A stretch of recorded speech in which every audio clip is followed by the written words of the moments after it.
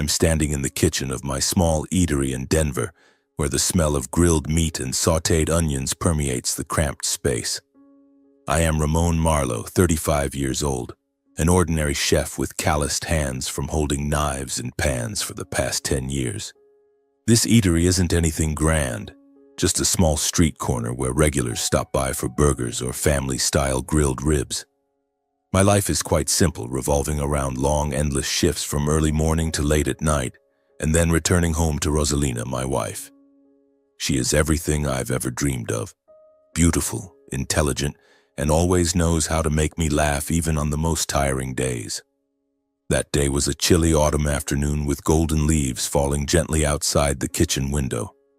I was busy with the last order, a plate of grilled chicken salad for the elderly neighbor lady, when my phone buzzed in my pocket. I wiped my hands on my apron and glanced at the screen. It was Caleb, my close friend from college. We don't see each other often, but our friendship remains as solid as ever. Caleb works as a computer repair technician at a small shop a few blocks away from my place. A few days earlier, Rosalina had asked me to take her old laptop to him for repairs because it was lagging and overheating. I thought it was no big deal, just an old machine. "Hello, Caleb. Why are you calling at this hour?" "I'm busy here," I said, trying to keep my voice cheerful despite the sweat dripping down my forehead. Caleb's voice on the other end sounded strange. Not his usual joking tone, but tense, as if he was holding something back. "Ramon, you need to come here right away. I fixed your wife's laptop, but I found some really weird stuff. Can't talk about it over the phone. Come over now, okay?" My heart tightened a bit. Weird? Weird how? Is it badly damaged? Or some virus? "It's not a regular virus. Just come, I'll wait." He hung up immediately without letting me ask more. I stood frozen for a few seconds, still holding the phone. The eatery was empty at that moment, with only the sound of the radio playing an old country song. I wondered if Caleb was joking, but his voice didn't sound like it. He's a serious guy, especially with work. I called the kitchen assistant, told him to watch the place, then quickly put on my jacket and jumped into my old pickup truck. The streets of Denver that afternoon were crowded, with cars jammed under the gray sky. I drove with my mind in turmoil, trying to figure out what weird folders could be. Maybe old photos or Rosalina's work documents. She works in finance, handling paperwork and contracts. But why was Caleb so tense? When I pushed open the door to Caleb's computer repair shop, the bell jingled and he looked up from the counter. His face was pale, his eyes red as if he'd been up all night. The shop was small, cluttered with computer parts, tangled wires, and the smell of burnt plastic. "Ramon, good thing you came quickly. Sit down, I'll show you." He pulled me into the back room where there was an old wooden table with Rosalina's laptop already open. The screen was bright, but he had covered part of it with a piece of paper. I fixed it, replaced the battery, and scanned for viruses. But when I checked the hard drive, I found some hidden folders. At first, I thought they were junk, but take a look. He removed the paper and I leaned in to see. On the screen was a list of folders buried deep in the system, not the kind that's easy to find. Caleb clicked one open and my heart seemed to stop. It was my life insurance policy. My name, Ramon Marlowe, date of birth, address, coverage amount, all clearly there. Why is this here? Does Rosalina keep my records? She manages the paperwork. Caleb shook his head, his voice lowering. "That's not all. Look at this." He opened another folder. This time it was my parents' records. My father, Harold Marlowe, 68 years old, and my mother, Elena, 65. Health and life insurance contracts, detailed down to the monthly premiums. A chill ran down my spine. I don't remember Rosalina ever asking about my parents' records.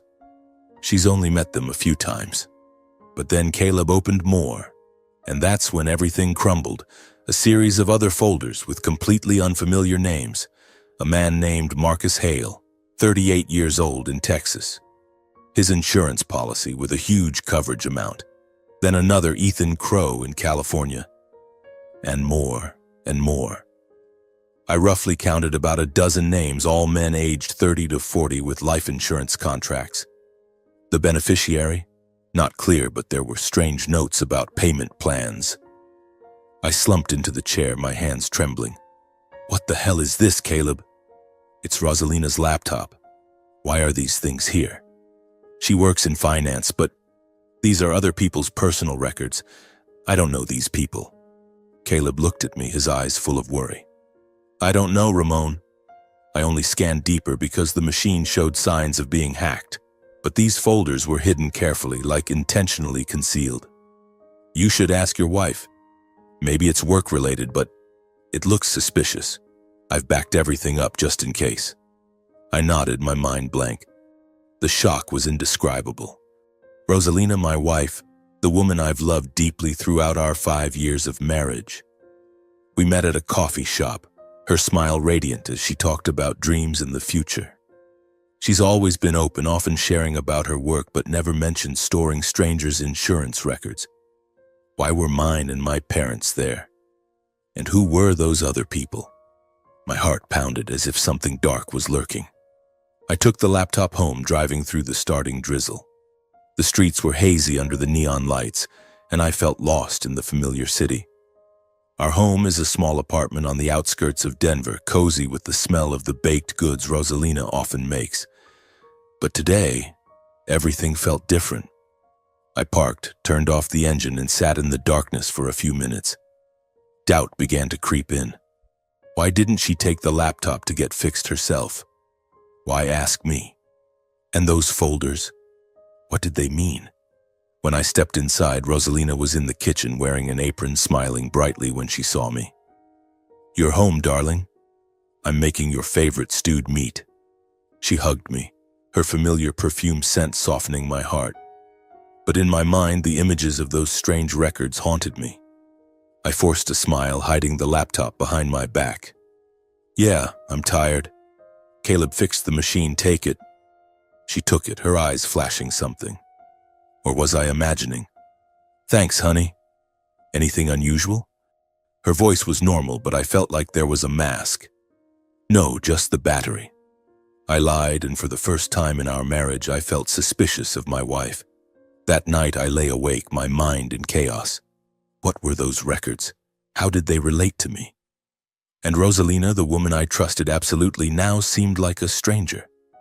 The unease felt like an undercurrent pulling me into a whirlpool I wasn't ready to face. The next morning, I woke up earlier than usual, brewing strong black coffee to stay alert. The eatery was waiting for me, but my mind was still wandering around those hidden folders on the laptop. I decided not to ask Rosalina anything more, at least not yet. Instead, I started paying attention to every little thing like a clumsy detective in my own home. And the more I observed, the more I realized that my wife was no longer the woman I once knew, the one I had loved passionately. Rosalina, 33 years old, works in finance, a job she always described as helping people build a secure future. She's incredibly skillful, excellent at communication to the point where she could convince anyone. Her beautiful face with a warm smile, expressive eyes, and gentle voice make people trust her immediately. In my eyes, she was the model of an ideal wife, taking care of the house, cooking delicious meals, and always encouraging me on days when the eatery was slow. We used to have evenings sitting by the fireplace with her hugging me, talking about our shared dreams. You and I will expand the eatery, we'll have children, we'll be happy forever, she would often say. I believed her. There was no reason to doubt. She was everything to me. But when I paid closer attention, I saw something was off. It started with small details, but they piled up like an avalanche. Her home office, a small corner in the house with a wooden desk and a desktop computer. Before, the door was always open. I could walk in anytime, ask about her work. Now she kept it locked all the time, even when she was home alone. Then there were the passwords.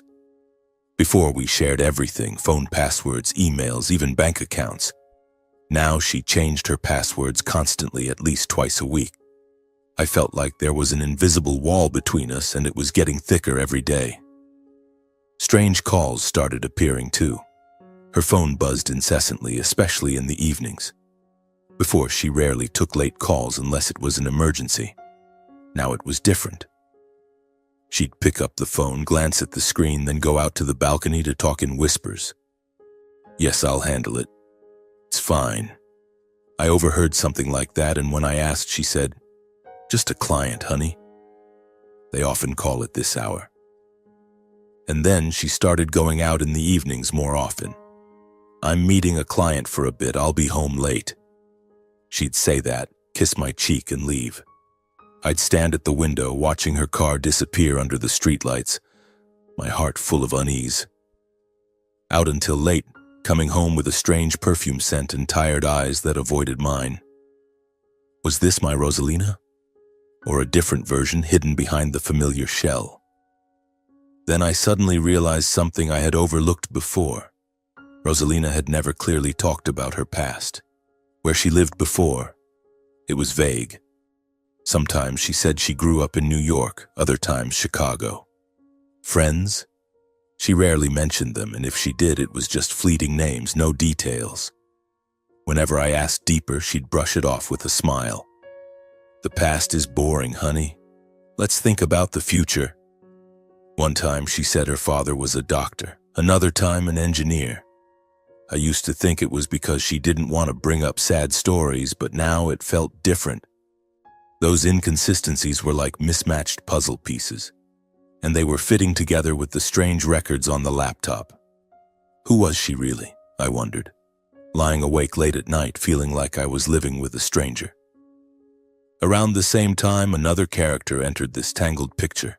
Gage Marlowe, my younger brother, 28 years old. Gage had always been the talkative, friendly type, but a bit impulsive. From a young age, he was spoiled by our parents. The youngest child, everything came easy to him. I was the eldest, had to shoulder responsibilities while Gage was carefree, rarely serious about work. He job-hopped constantly, sometimes sales, sometimes trying online business, but nothing lasted long. We were close, but not overly so. Gage often visited our parents' house, rarely mine. But recently things changed. Gage started coming over frequently, almost every week. At first I thought he was lonely or something, but then I noticed an unusual closeness between him and Rosalina. They'd sit in the living room laughing and chatting lively while I was busy in the kitchen. "Sister-in-law is great. You're so lucky, bro," Gage would often say, his eyes sparkling. Rosalina would laugh and pat his shoulder. She said she was guiding Gage on financial management and helping him with an investment project. Gage bragged to me, "Sister-in-law introduced a great project, bro. I'm about to hit it big." I'd nod, trying to be cheerful, but my heart was full of questions. Lately, Gage had changed noticeably. He dressed more upscale. New shirts, shiny leather shoes. He spoke with more confidence, no longer the childish impulsiveness. He spent lavishly, treating me to dinner at expensive restaurants, buying gifts for our parents. "I hit a big project, bro. All thanks to sister-in-law." He'd boast like that, grinning ear to ear. I'd ask for details. "What project?" He'd dodge. "Business secret, bro." I tried to believe my brother. Gage was family, impulsive but not malicious. But deep down, the unease grew day by day. It was as if there was an invisible thread between Rosalina and Gage that I couldn't see. They often met when I wasn't home. I knew because the neighbors mentioned it. "Your brother visits often." One time I came home early and saw them sitting close together at the desk, looking at documents. They startled when they saw me. Rosalina quickly put away a black briefcase. "You're home early?" Gage was just asking about investments. She said, her voice slightly trembling. My heart tightened. What was this? An affair? Or something darker related to those insurance records? I remembered my parents' records with Gage as the beneficiary. Why? Gage and Rosalina. What were they planning? The suspicion was like poison spreading through my body. I still smiled, still cooked, still hugged my wife, but inside I was dying slowly. Every night I'd lie there thinking, how can I uncover the truth? And if the truth is horrifying, what will I do? Suspicion had transformed me into someone else, vigilant, pained, and ready to confront. I made the decision that very afternoon. After cleaning up the eatery, I jumped into my old pickup truck and drove to my parents' house on the outskirts of Denver. My parents' house was a small wooden home, with a front yard vegetable garden planted by Mom, and Dad often sitting in the garage fixing cars. But today, everything felt different. My heart was pounding as if I was about to face a battle. I parked in front of the gate, took a deep breath, and stepped inside. The smell of baking cookies wafted from the kitchen, familiar and heart-wrenching. Mom was in the kitchen wearing a floral apron. Dad was in the living room reading the newspaper. They looked up when they saw me, smiling brightly. "Ramon, son, why the surprise visit today? Have dinner with us?" Mom said, hugging me tightly. Dad nodded, patting my shoulder. "Sit down, son. I'll make some tea." I sat down on the old sofa, my hands clenched tightly. "I have something to tell you both.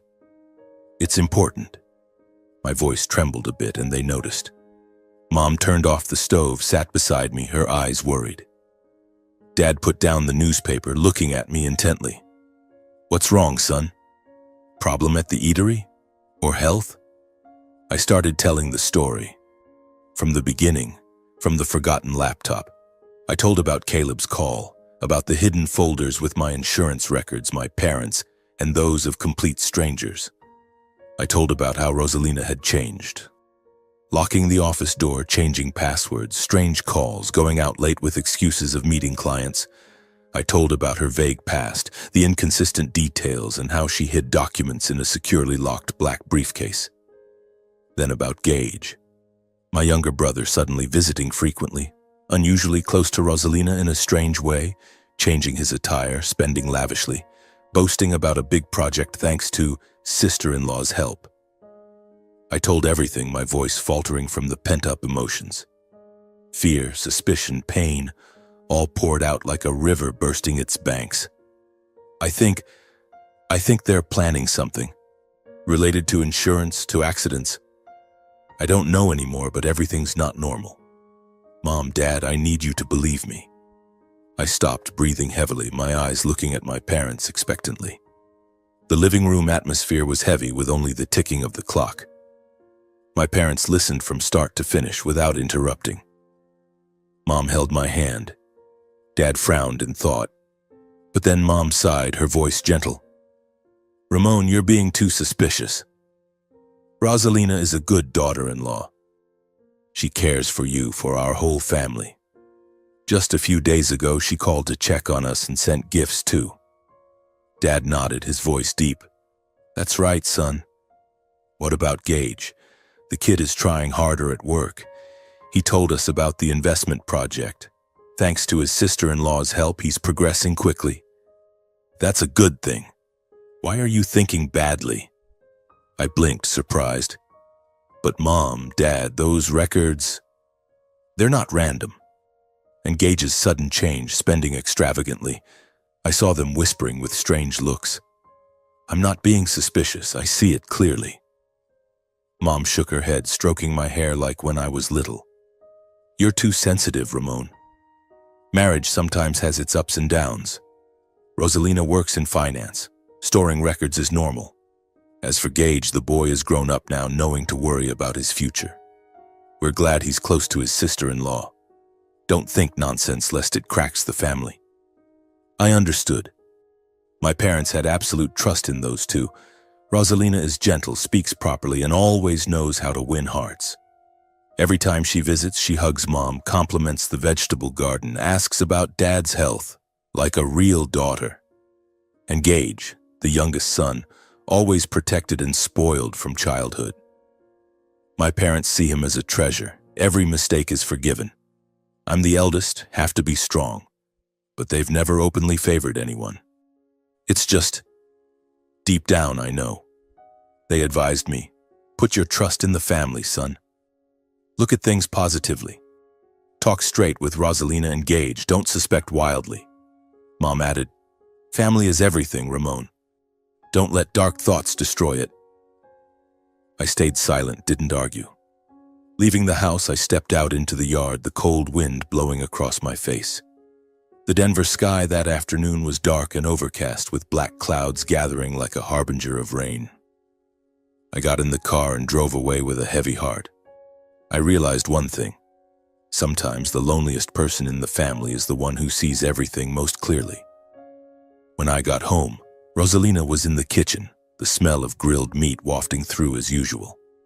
She turned around, smiling brightly. "You're back? I'm making your favorite dish." I hugged her, trying to act normal, but the touch of our skin now felt cold. "Thanks, honey," I said, my voice a bit hoarse. We had dinner, chatting idly about the eatery, about the weather. But in my mind, a plan was forming. That night, when Rosalina was fast asleep, I snuck down to the living room and opened her laptop, the one I'd brought back from Caleb's. The password was still the same, luckily. I sat in the darkness with only the eerie green glow of the screen illuminating my face, my heart pounding like a thief in my own home. I delved deeper into the insurance contracts stored in those hidden folders. Not just skimming like before, but reading carefully, line by line, word by word. My file. Ramon Marlowe, $1 million beneficiary. Rosalina Marlowe. Normal enough for a married couple. But then I opened the next ones. Marcus Hale's file from Texas, died in a car accident, beneficiary. Rose Lena Hale, a name strikingly similar to Rosalina. $2 million paid out after the accident. Ethan Crow from California, skiing accident, beneficiary. Rosalind Crow, again similar. And more, a man named Victor Lang from Florida, drowned while fishing, beneficiary. Rosalina Lang. My heart seemed to stop. All the other insurance contracts had the beneficiary as Rosalina, under various name variations. I closed the laptop, breathing heavily, cold sweat breaking out. This wasn't a coincidence. Rosalina, or whatever name she used, was the beneficiary everywhere. Husbands dying unnaturally, money flowing into her hands. And now was it my turn? The thought made me shudder, as if someone was tightening a noose around my neck. The next morning at the eatery, amid the bustle of burger and salad orders, I thought about hiring a private investigator. I'm no expert, I don't know how to hack or tail someone. But I remembered a regular customer, Mr. Jack Harlan, about 50 years old, who comes in for breakfast every Wednesday. He'd once mentioned he was a private detective, specializing in infidelity and fraud investigations. His face was weathered with silver hair, but eyes sharp as knives.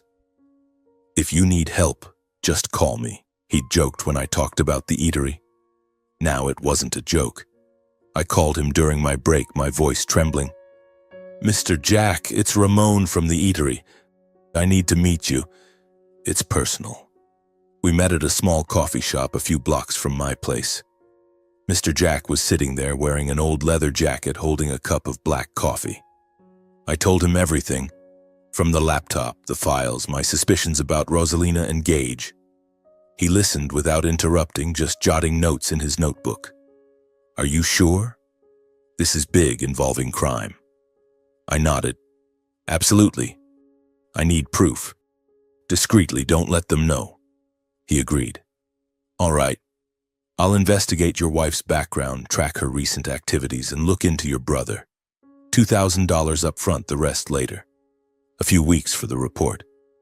I agreed, handing over my savings, the money I'd set aside to expand the eatery. But now the truth was more important. The following days were hell. I still lived normally, cooking, smiling at customers, hugging Rosalina every night. But inside, I was like a hunted animal, always on guard. The weeks passed slowly, like torture. I worked more to forget, but at night sleep was fitful with nightmares. Car crashes, blood, and Rosalina smiling over my grave. Finally, the phone rang. "Mr. Jack, meet me at the usual spot. I have the report." My heart raced. I drove to the coffee shop with shaking hands. He was sitting there, handing me a thick envelope. "Sit down." What I found. It's not pretty. I opened the envelope, my hands trembling. The report was detailed with photos and documents. First, about Rosalina. She'd been married 3 times in different states. First in Texas, 2018 to Marcus Hale. Husband died in a car plunge off a cliff. Rosalina, under the name Rosalina, was the insurance beneficiary for $2 million, then vanished from town after collecting. Second in California, 2020 to Ethan Crow. Died in a skiing accident. Rosalina got $1.5 million, then left. Third in Florida, 2022 to Victor Lang. Drowned. Rosalina Lang received $3 million. Disappeared. Each time the accidents were deemed suspicious, but no criminal evidence. Attached wedding photos. Rosalina younger, different hair color, but that face, unmistakable. I read with a bitter lump in my throat. Was my wife a serial killer? Or at least an insurance fraudster? The pain was like a knife twisting. Had I loved her? Or an illusion? Next, the report on Gage. No criminal history, but recent strange financial transactions. Transfers to Rosalina, expensive purchases. And then the photos that stunned me. Mr. Jack had captured Rosalina meeting a strange man in a supermarket parking lot a few blocks from our house. He was about 40, scarred face, black coat. The report noted, "This man is Derek Voss, previously suspected of brokering insurance fraud, has an FBI file but no arrests." Photos showed Rosalina handing him a brown file bag, her eyes scanning warily before leaving. They talked briefly. He nodded, then they went separate ways. Each detail strung together into a terrifying picture. Rosalina was a predator marrying to kill husbands for insurance. Now it was my turn. Gage was an accomplice, perhaps lured by money and affection, helping her target our parents. My insurance file. I was the next victim. Our parents, Gage's beneficiary. Probably after my death, they'd stage accidents for them. Derek Voss was the broker, arranging fake accidents. I sat there, head in hands, tears falling. Mr. Jack patted my shoulder. "You okay? This is solid evidence. You should go to the police." I shook my head. "Not yet. I need more. Thank you." I drove home, my mind in chaos. The suspense was dramatic. I was living in a horror movie. Every street corner I imagined accidents striking. Car crashes, falls downstairs. At home, Rosalina greeted me with a smile. "You look tired? Rest up." I nodded but averted my eyes. That night, I hid the report under the bed, lying there plotting. I was no longer the gentle Ramon. I was the hunter now, waiting for the right moment. The next morning, I called Caleb, my close friend who had fixed my wife's computer a few weeks earlier. "Caleb, I need to meet you urgently. About that laptop." His voice was worried. "What now?" "Are you okay, Ramon?" I arranged to meet him at a small coffee shop near his store, to avoid prying eyes. When we met, I gave a brief summary. Not everything. Just enough for him to understand the seriousness. "I need you to back up all the original data from the laptop. Seal it up with a time confirmation and signature. For court use if needed." Caleb paled. "Oh my God, you really suspect your wife?" "Okay, I'll do it. But be careful." We went back to his store. I brought the laptop along. Rosalina thought I was taking it to work. Caleb worked quickly using specialized software to back up the entire hard drive without touching the original files. He printed out a confirmation. The date and time of the backup, a signature certifying integrity. Then he sealed the USB in an envelope with a tamper-evident seal. "Here, you keep it. If needed, I'll be a witness." I took the envelope, my hands trembling. A surge of suspense welled up. This was the first step, but also dangerous. If Rosalina discovered the laptop had been tampered with, everything would fall apart. I brought the machine home, put it back in its place, my heart pounding like a thief's.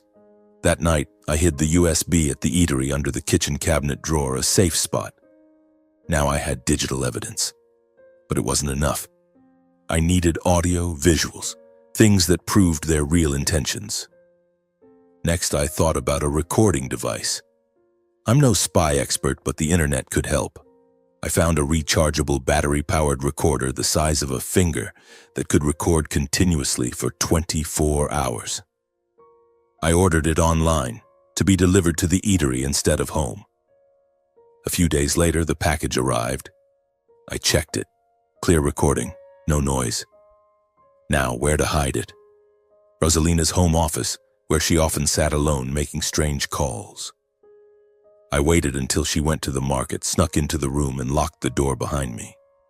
My heart pounding like a drum, I hid the device under the desk, taped it in place with the mic facing up. Done. I wiped the sweat away and went out as if nothing had happened. Part 2. Rosalina's car. She often met Gage there, according to the investigator's report. I waited until late at night when she was asleep and snuck out to the garage. I opened the car door quietly, hid the device under the passenger seat. Every movement, I imagined her waking up and catching me red-handed. The suspense was suffocating. Sweat soaked my shirt. My hands slipped a few times. Done, I went back to bed, lying perfectly still. Now every conversation of hers would be recorded. I imagined hearing the plan, accidents for me, for my parents, and the anger kept me more alert than ever. In parallel, I requested the investigator to continue. I called Mr. Jack Harlan from the eatery, whispering, "Mr. Jack, I need more. Keep following Rosalina and Gage.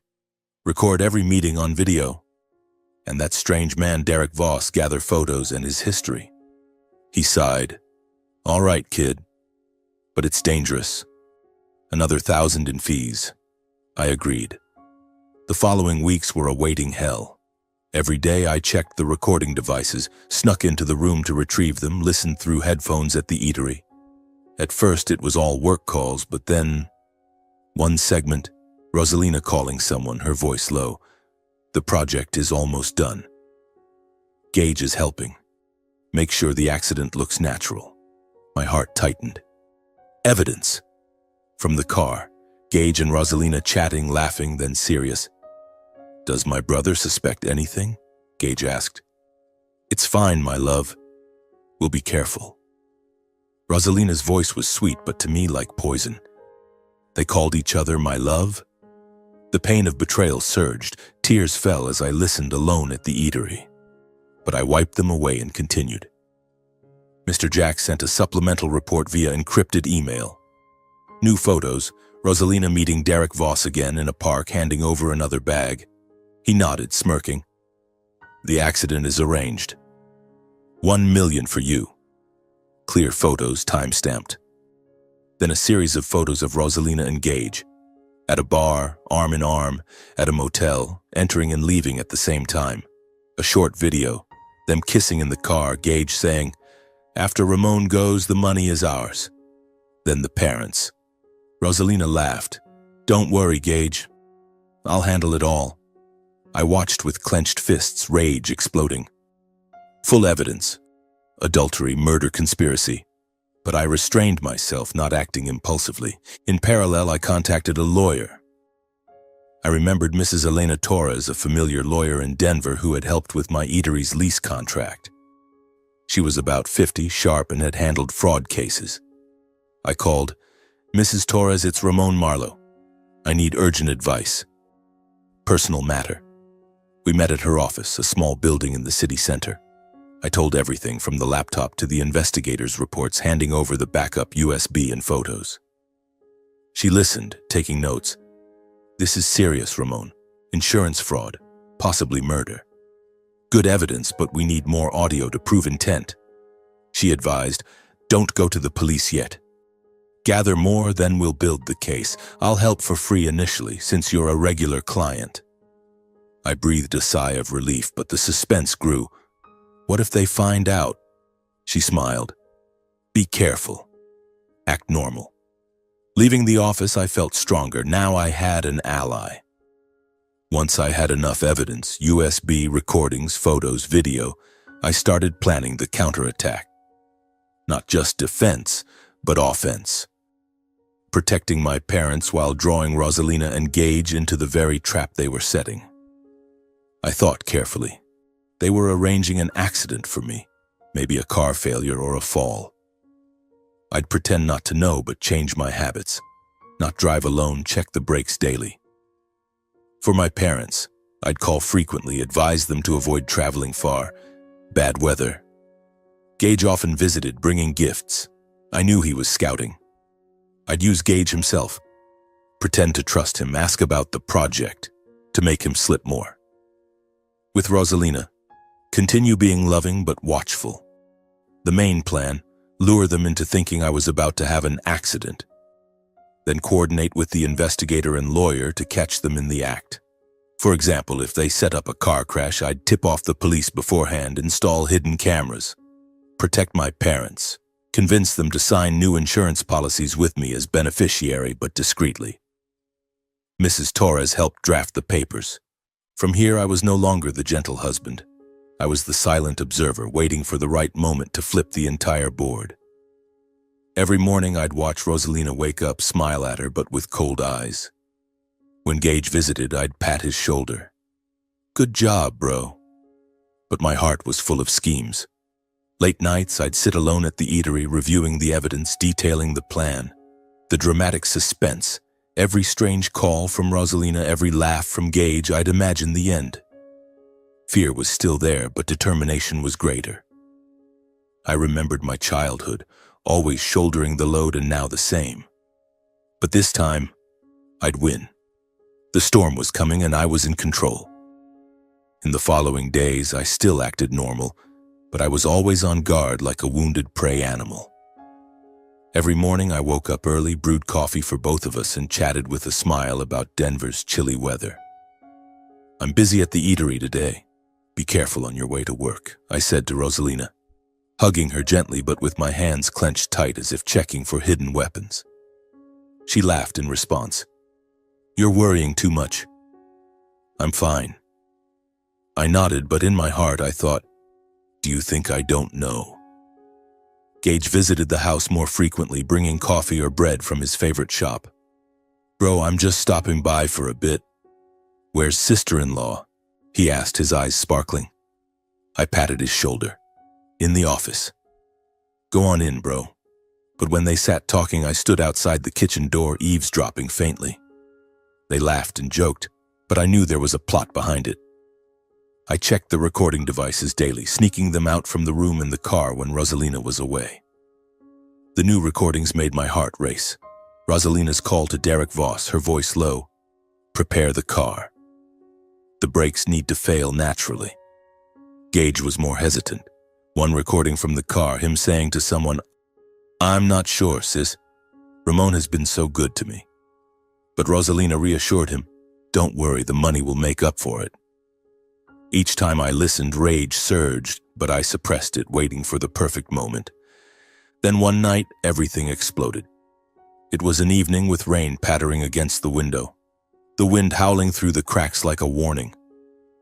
I lay in bed, pretending to sleep, but with my ears perked up, listening. Rosalina thought I was exhausted after a long shift, so she snuck down to the office and called Gage over. I heard Gage's car parking in the garage, the familiar sound, but now like a death knell. They met in the living room, thinking I was fast asleep, but I had hidden a recording device there, and I snuck out to the hallway, hiding behind the kitchen door, my heart pounding as if it would burst from my chest. They whispered, their voices low but clear through the crack. The right time is coming soon, Rosalina said, her voice cold. The collision is already arranged. Voss will tamper with Ramon's brakes when he leaves the eatery. It'll look like a regular accident, plunging down the slope on the highway. I stood frozen, my blood turning to ice. They were staging it to harm me, exactly as I had guessed. Gage hesitated, his voice trembling. Sis, I'm scared. What if he really dies? Ramon is my own brother. Rosalina smirked and reassured him. Everything's set up, Gage. Voss is a pro. You just need to do the rest. Distract Ramon when he leaves the eatery. Call him. Talk about something so he doesn't notice the car. The $1 million in insurance money will be ours. Then it'll be the parents' turn. You'll be the beneficiary, and we'll be rich. I listened with my hands clenched into fists, my nails digging into my flesh. Gage still hesitated. But what if we get caught? I don't want to go to prison. Rosalina caressed him. I heard the sound and said sweetly, "Don't worry, my love. I've done this 3 times already, never got caught. We'll disappear and live in luxury. Ramon, he's just an obstacle." The conversation lasted half an hour, detailing the plan. Tomorrow, Gage would call me as I left the eatery and Voss would tamper with the car in the meantime. They kissed goodbye and Gage left. I snuck back to bed, lying still when Rosalina came up, my heart racing wildly. I had recorded the entire conversation. The device under the table had captured it all. The next morning, I woke up early, retrieved the device, and listened again to confirm. Their voices were crystal clear, the intent to kill undeniable. Tears fell from my eyes, not from sadness, but from anger. Gage, my brother, complicit in killing his own sibling. Rosalina, my wife, a cold-blooded predator. Right that morning, I gathered all the evidence. I skipped the eatery, called the assistant to cover, then drove to Lawyer Torres's office. In my hand was a bag, the backup USB from Caleb, recordings from the room and car, the investigator's report with photos and videos, insurance contracts. Mrs. Torres was waiting for me, her eyes stern. "Ramon, you look like a ghost. Tell me."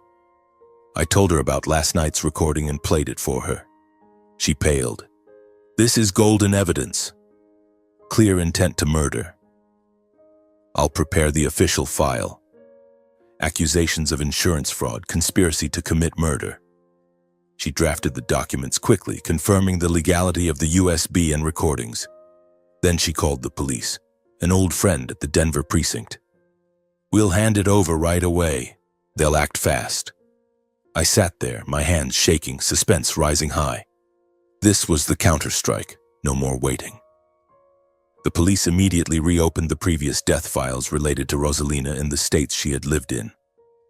I went with Mrs. Torres to the station, meeting the lead detective, Mr. Mike Riley, a tall man with a deep voice. "You've got good evidence, Ramon. We'll coordinate with the FBI since it's interstate." They checked the files. Marcus Hale in Texas, Ethan Crow in California, Victor Lang in Florida. The forensic results showed unusual similarities between the cases. The same type of insurance policies from major companies, the same beneficiary under variations of Rosalina's name, the same payout timeline, just a few weeks after the accidents. "Not coincidental," Mr. Riley said. "Car accident, skiing mishap, drowning, all staged. We'll dig deeper." I sat listening, my heart feeling a mix of relief and pain. Those victims, Rosalina's former husbands, were now getting justice. In parallel, the police surveilled Rosalina and Gage, gathering more transaction data and appointment histories. They installed discrete tracking devices, with a court order based on my evidence. I was updated. Gage transferred money to Voss. Rosalina called, instructing act today. But the police intercepted Voss first, arresting him in the parking lot near my eatery with brake-cutting tools. He gave a preliminary confession. She hired me to arrange the accident. After the investigative agency verified the evidence I provided, arrest warrants for Rosalina and Gage were issued swiftly.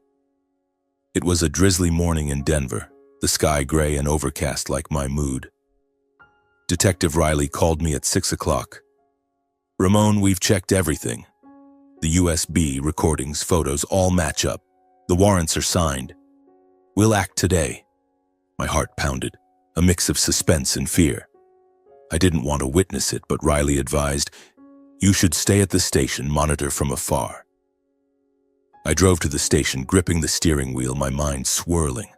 On the way, I recalled the first time I met Rosalina at a coffee shop, her smile radiant, eyes sparkling. "You cook so well." That was the beginning of everything, and now the end. When I arrived at the station, they were already in action. Live video from cameras, police knocking on my house door, Rosalina opening it, her face surprised. "What's going on?" They read the arrest warrant. "Rosalina Marlowe, you're under arrest for suspected insurance fraud and conspiracy to commit murder." She screamed, struggled, but was handcuffed. Simultaneously at my parents' house, Gage was arrested during breakfast. "Son, what's happening?" Mom cried, Dad hugging her. Gage looked around in panic. "I didn't do anything." But the evidence was too clear. I watched with my heart aching like it was being torn, the family shattered because of those I once loved. They were brought to the station, separated for interrogation. I sat in the waiting room sipping bland coffee, waiting. Mrs. Torres, my lawyer, sat beside me. "You did well, Ramon. Now let the law handle it." But I couldn't sit still. Riley allowed me to watch through the one-way glass, a privilege since I was the victim. First was Rosalina. She sat in the narrow interrogation room under harsh lights, facing two detectives. At first, she denied everything, her voice calm as always. "I don't know anything. My husband made it up out of jealousy. Those files are just financial work." She forced a smile, her eyes twinkling, the kind of smile that once captivated me. Detective Riley shook his head. "Mrs. Rosalina or Rosalina? Rosalind? We have marriage records from Texas, California, Florida. 3 husbands dead in accidents, you collecting the money and vanishing?" She paled but still denied. "Just coincidences. I'm not involved." They played the recording, her voice crystal clear. "The collision is arranged. Voss will tamper with the brakes." Rosalina fell silent, her eyes wide with horror. Then they showed photos. Meeting Voss in the parking lot, handing over the file bag. Rosalina broke down completely. She slumped her head on the table, sobbing uncontrollably, her shoulders shaking. "All right, I confess." Her voice broke like a dam bursting. I stood behind the glass, my hands clenched, tears streaming down. Was this the woman I loved? Or a monster? She confessed to carrying out a series of insurance scams in various states. The interrogation lasted hours, detailing each case, making me dizzy. Rosalina signed the statement, her eyes red and swollen. I turned away, unable to bear it. The pain surged like waves. I had truly loved her, dreamed of children and a future. Now, only ashes remained. As for Gage, he was interrogated separately. At first, he cried and denied vehemently. "I don't know anything. Sister-in-law tricked me." But faced with clear financial evidence, transfers to Voss, transactions with Rosalina, and her confession, Gage was forced to admit his role as an accomplice. Detective Riley played the car recording. "After Ramon goes, the money is ours." Gage hung his head. I was seduced by her. He confessed that Rosalina approached him a few months ago, starting with financial guidance, then becoming more intimate. She promised to split the money, said Ramon wasn't worthy, that we'd be happy. He cried, "I was manipulated. She said I'd be the beneficiary for our parents after your accident. I just needed to distract you when you left the eatery." I watched with my heart shattered. Gage, the little brother I once gave toys to, once protected. He admitted knowing the plan to kill me, but hesitated. I didn't want to, but she convinced me. The money? I needed the money. The interrogation ended. Gage signed the statement, his face pale. "Bro, I'm sorry." But the apology came too late. At the police station, when the final statements were signed, I knew the nightmare was truly over. But it also meant facing the fact that the wife I once loved and the brother I once trusted were both betrayers. The trial opened after nearly half a year of investigation, attracting significant public attention. It was a clear spring morning in Denver with a blue sky, but my heart was heavy like dark clouds. The federal courthouse was packed with people, reporters, lawyers, and curious onlookers from everywhere. The media covered the case extensively in the interstate insurance fraud scandal, with Rosalina Marlowe identified as the mastermind. Local newspapers, even national channels, reported it sensationally. "Black Widow. Woman kills husbands for insurance money." Headlines screamed on the front pages. Reporters camped outside the court, cameras flashing, microphones thrust forward for questions. I avoided them as much as possible, wearing sunglasses and using the back door. The trial lasted several weeks, each day a torment. I sat in the witness row listening, but my mind wandered to the past. I remembered the first time Rosalina came to my eatery ordering a burger and smiling, "You cook the best in Denver." Now she sat in the defendant's seat wearing prison garb, her hair neatly bunched, her face gaunt. Gage beside her, his eyes red and swollen, avoiding my gaze. My parents didn't come. They were too devastated, staying home and crying. I was alone, facing it all. In the end, Rosalina was sentenced to 20 years in prison for indirect murder, insurance fraud, and forgery of documents, while Gage received a 12-year sentence for being an accomplice and aiding in the conspiracy to seize assets. The courtroom was noisy, reporters snapping photos. I sat still, not clapping, not cheering. I only felt a cold emptiness. Justice was served, but it didn't fill the void in my heart. I remembered Rosalina's smile under the Denver sun, Gage boasting about good grades in school. All gone. The verdict shocked the local community. The press called Rosalina the widow of many husbands, a cold-blooded woman who turned marriage into a tool for profit. Headlines everywhere. Black widow gets 20 years, a deadly love story. Reporters interviewed Voss and the families of past victims. Public outrage. How could such a beautiful woman be so evil? I avoided the press, but they still hounded me.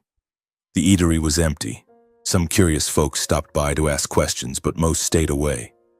Poor guy, wife a husband killer. I forced a smile, but my heart ached. The Marlowe family plunged into crisis. Ramon's parents were devastated, both from losing faith in their youngest son and regretting not believing Ramon from the start. They barely left the house, avoiding neighbors, the pitying looks, and the whispers around town. I visited my parents after the trial. The familiar wooden house now felt dark. Mom sat on the sofa, her eyes red and swollen. "Son, I was wrong, not believing you, letting Gage..." She cried, hugging me tightly. Dad sat in the corner, smoking continuously. "I thought Gage was just mischievous. Now, we've lost our youngest son. They didn't go out, doors locked and bolted, avoiding neighbors' eyes. The Marlowe house, son in prison, daughter-in-law a killer." The whispers cut like knives. I comforted them. "Rest, Mom and Dad. I'll handle it." But my heart was shattered too. Remembering childhood, Dad teaching me to fix cars, Mom cooking, Gage running around. Now the family was in pieces. They deteriorated completely. Mom insomniac, Dad drinking. I stayed a few days cooking, cleaning, but the atmosphere was oppressive. "Forgive Gage, son," Mom kept saying. I stayed silent. "I'll try." But forgiveness isn't easy. Their regret was a heavy burden. If they'd believed me sooner, maybe it could have been stopped. I left the house, my heart full of sorrow. Denver now felt like a prison. Every street corner reminded me of Rosalina, of Gage. I needed to leave. Ramon attended the final trial in silence. He felt no hatred, only a cold emptiness. It was sentencing day. I sat in the back row watching Rosalina and Gage being led away. Rosalina turned, her eyes meeting mine. A flash of regret or pretense. Gage cried, "Bro!" But I didn't respond.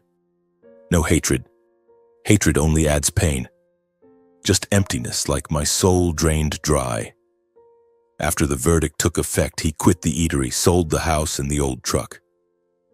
I called the assistant. "I'm selling the place. You manage it." He was surprised. "You sure?" I nodded. "Sure. I need a change."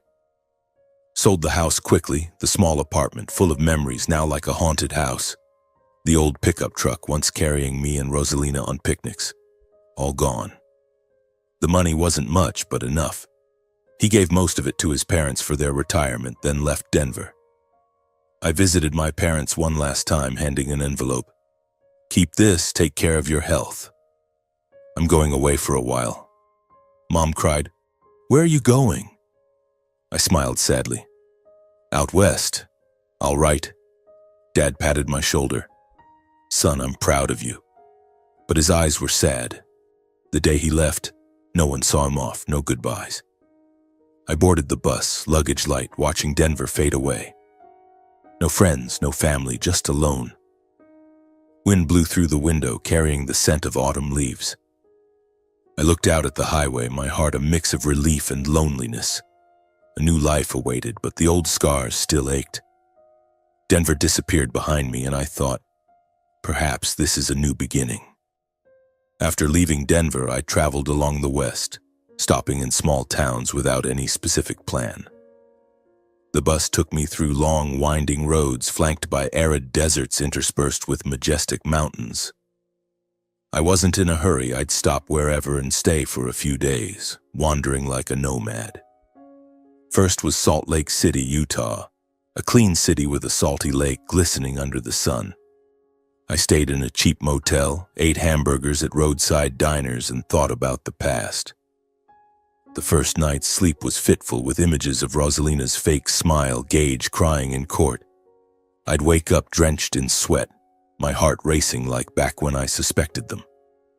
But gradually the western winds blew away some of the pain. I continued on through Nevada with its glittering casinos in Reno, but I avoided them. Gambling wasn't what I needed. Then to Idaho, the state of potato fields and peaceful rivers. I stopped in a small town called Twin Falls beside the winding Snake River. The town was tiny with friendly residents who knew nothing of my past. That's where I decided to stay longer. I wandered along the main street and saw a hiring sign at a roadside eatery called Roadside Diner, the kind for truck drivers with the smell of black coffee and toasted bread. I stepped in and met the owner, a middle-aged man named Hank, his face ruddy from sun and wind. "You need a chef?" "I have experience," I said, my voice steady despite the nervousness inside. Hank eyed me appraisingly. "Try out for a week. Pays low, but food and lodging free." I nodded, and that's how it began. My new life in Idaho, simple, without the noise of Denver. My small room behind the diner with a single bed and a window overlooking the river. Every morning I'd wake at dawn, brew coffee, and step into the kitchen. The smell of grease, the sizzle of grilling meat. Familiar, but now with a sense of freedom. No more suspicion, no more fear. Just cooking, serving, and smiling at passing customers. My new life was simple and quiet. No personal eatery, no wife by my side, no brother dropping by. Just me and the daily work. Early mornings making egg sandwiches for drivers, noon grilling burgers for locals, evenings cleaning the kitchen. Hank was a good boss, quiet but fair. "You cook well, Ramon." "Stick around," he said once, patting my shoulder. I smiled. "Thanks. I like it here." Quiet meant evenings sitting by the Snake River, watching the water flow, lost in random thoughts. I bought a notebook, jotting down new recipes, not for business, but to forget. Every week I'd write a letter to my parents. Handwritten, no email, because I wanted it slow. "How are you, Mom and Dad? I'm in Idaho working as a roadside chef. Nice weather, peaceful rivers. I miss home, but I'm okay. Love you."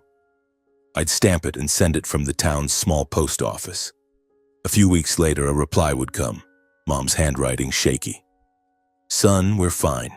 Dad sits in the garage fixing old cars. I plant vegetables. Gage. He sends letters from prison, asks about you. Forgive him?" I'd read it, emotions surging. I didn't respond to that part, just wrote back, "I'll try. Take care of your health." Those letters were like a fragile thread connecting me to the past but not strangling. They eased my heart, but also reminded me of the scars. I imagined my parents at home, Mom reading and crying, Dad silently folding the letter. Simple life, basic meals, early to bed and early to rise, no TV, just an old country music radio. I avoided the news, didn't want to hear about the case anymore. But sometimes at the diner, customers would chat. "Heard about the Black Widow in Denver?" Heavy sentence. I'd force a smile. "Haven't heard," and think to myself, that was my old life. A year later, I opened a small eatery in another town, named Second Flame. After a year in Twin Falls, I felt the need for change. Hank understood. Go on, but visit. I moved to a smaller town in Idaho called Sun Valley, where there's snow in winter and warm sun in summer. With my savings, I rented a small space and opened an eatery called Second Flame. The second flame implying a new chance burning from the ashes. The place was simple. Wooden tables, warm lights, basic menu, burgers, grilled ribs, fresh salads. On opening day, locals came in droves. New spot? Good luck. I cooked, smiled, my heart pounding, not from fear but excitement. The eatery grew busier thanks to my skills. I hired 2 young apprentices. A boy named Tim, clumsy but enthusiastic. A girl named Sarah, quick and agile. I taught them the trade, how to cook with real emotion, not just recipes. Grill meat by feeling the fire like feeling life. Tim asked, "Where'd you learn?" I smiled. From life, I taught them. Don't cook mechanically. Put heart into it, and the food will taste better. They learned, and the eatery became a cozy spot. Customers came not just to eat, but to chat. I found joy in that, teaching others like making up for the past. Ramon was no longer harsh on himself. He learned to forgive. Forgive Rosalina. She was pushed by life. Forgive Gage. He was weak-willed but blood. And forgive himself. I was once blind, but now awake. I forgave by living well, writing to my parents more often, sending photos of the eatery. Once a letter from Gage in prison. "Bro, I regret it." I replied, "I forgive you. Hang in there." Not easy, but sincere. My new life. Simple, but fulfilling. I stand in the kitchen of Second Flame, watching customers smile and think, this is the real me. The scars are still there, but the second flame is burning. But life doesn't stop there. In the peaceful moments by the kitchen fire, or those afternoons sitting by the river with a fishing rod. After all, when I look back on my journey from Denver to Sun Valley, from the nightmare of betrayal to a new flame, I realize that my story isn't just a personal tragedy. It carries profound messages, harsh lessons from life, and advice I wish I'd known sooner.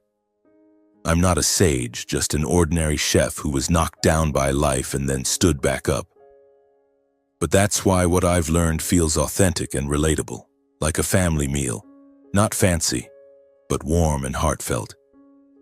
Let me share them with you as if we're sitting at a wooden table in Second Flame, sipping a hot cup of coffee and chatting about life. The first message, perhaps the most obvious, is that life is full of dark surprises, but people always have the ability to rise from the ashes.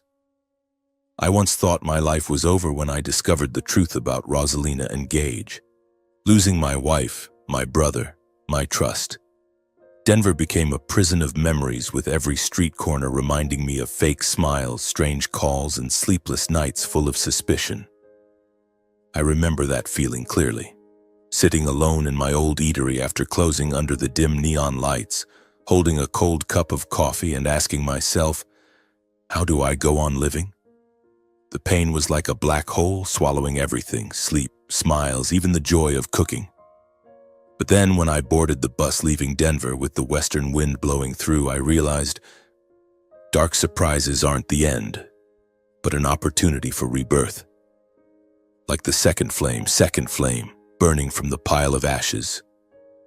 This message isn't empty theory, it's from real experience. I lost everything but found myself again in small towns by the Snake River or in the kitchen of my new diner. Life taught me that no matter how deeply betrayed, people can ignite a new flame, brighter and more enduring. Don't fear the black hole. Find the ashes and breathe fire into them. The first lesson from my story is about trust. Trust is necessary, but it must come with vigilance, especially in the closest relationships. I once trusted Rosalina absolutely because she was skillful, gentle, and always knew how to make me feel like the center of the world. I remember those evenings sitting by the fireplace with her resting her head on my shoulder, talking about our shared dreams. You and I will expand the eatery, have children, be happy forever. I believed her because love means trust. With Gage, my brother, I trusted because of blood ties. From childhood, I'd spoiled him, protected him from family arguments. But the harsh lesson is, blind trust can lead to disaster. The strange signs, locking the office door, late-night calls, a vague past, I once overlooked them thinking I was too suspicious. The result? I nearly lost my life. This lesson taught me that in life, listen to your intuition. If something feels off, like a laptop full of strange files or a brother suddenly getting rich, don't brush it aside. Investigate, even if it's painful. I remember opening Rosalina's black briefcase, my heart pounding, discovering insurance files with Gage as the beneficiary. At that moment, I almost stopped, afraid of destroying our marriage. But if I had, I might be in the grave now. The lesson isn't to doubt everyone, but to balance. Trust, but verify. In family, love, or friendships, observe closely. The small details could save your life. And if you're reading this, suspecting someone close, remember, vigilance isn't betrayal, it's self-protection. Another lesson, even deeper, is about the value of family, not blood family, but the family we choose and build. The Marlowe family was once my anchor. My parents spoiled Gage, but still loved me in their own way. But when I told them the truth, they dismissed it. You're too suspicious. That pain was greater than the betrayal from Rosalina and Gage, because family is where we expect the most trust. The lesson is, family isn't perfect, and sometimes they're biased, blinded by love. But true value lies in how we respond. I was once the loneliest in my family, the one who saw everything clearly but wasn't believed. Leaving Denver, I thought I'd lost it all. But in Idaho, I found a new family. Hank like an uncle, Joe like a best friend, Lily like a sister, and later Tim and Sarah like children. They're not blood, but they listen to me, share joys. The lesson taught me that family isn't just lineage. It's those who stand by you in the storm. Cherish your blood family, but if they hurt you, have the courage to build a new one. I remember evenings at Second Flame sitting with Tim and Sarah after shifts, sharing life stories, not all, just the happy parts. Life is like grilled ribs, marinate right, fire just so, and it's delicious. They laugh and I feel warm. This is the family I chose. If you're hurting because of family, remember, you have the right to rebuild from the fragments. The first piece of advice I want to share is, when in doubt, act immediately but discreetly and with a plan. I once hesitated, thinking, maybe I'm too suspicious, and nearly paid with my life. Advice: if you see strange signs, like a spouse locking doors, a brother changing suddenly, don't confront right away because the guilty will deny everything. Gather evidence quietly like I did by asking Caleb to back up the laptop, hiring investigator Jack. I remember those nights sneaking to hide recording devices, my heart pounding, afraid of being caught. But that caution saved me. Advice: use technology, recordings, data backups, and find trustworthy allies like Lawyer Torres. Don't go it alone.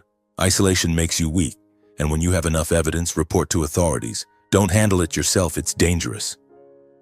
In my case, if I'd reported sooner, maybe Gage wouldn't have sunk so deep.